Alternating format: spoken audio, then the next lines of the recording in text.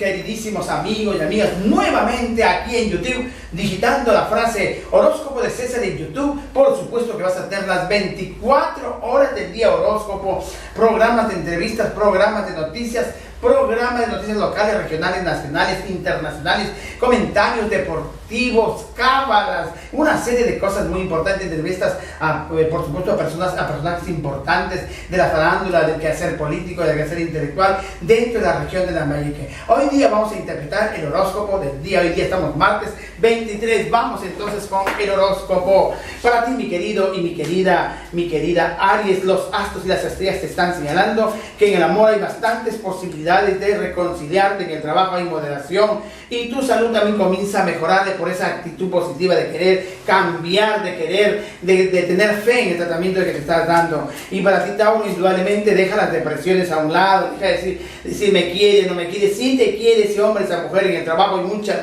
tenacidad y fuerza para lograr las cosas, y tu salud también se muestra motivada porque hay deseos de querer hacer las cosas bien, de llevar el tratamiento con tus aeróbicos, con tus dietas, tus ayunos, tus suplementos nutricionales. Y para ti, Géminis, el sistema nervioso, mal cuidado con los exabruptos, cuidado con las palabras altisonantes con la pareja, que no te quiero, que esto, no, tratar de conversar, de dialogar, sino inmediatamente consultoría psicológica, consultoría espiritual. En el trabajo, indudablemente, va a haber muchos compartires en el trabajo es importante el aporte, la sugerencia y también limar las asperezas con los trabajadores. Y tu salud comienza a mejorar dado a que tus masajitos te están dando y tu medicina alternativa complementaria te está dando resultado positivo. Y para ti, Cáncer, los astros te señalan que hay un esfuerzo consuetudinario de querer llevarse bien, mucho más cuando hay hijos. El compartir responsabilidades es importante. Tu trabajo, indudablemente, el esfuerzo también que bregas por lograr alcanzar las metas, las vas a lograr. Y tu salud comienza a mejorar porque comienzas a preocuparte a través de tus análisis clínicos, de la toma de tu tecnología médica para ver qué cosa es lo que tienes y realmente te des el tratamiento adecuado. Y para ti, mi querido y mi querida Leo, los astros te están señalando que estás pensando en la pareja, si te querrá o no te querrá,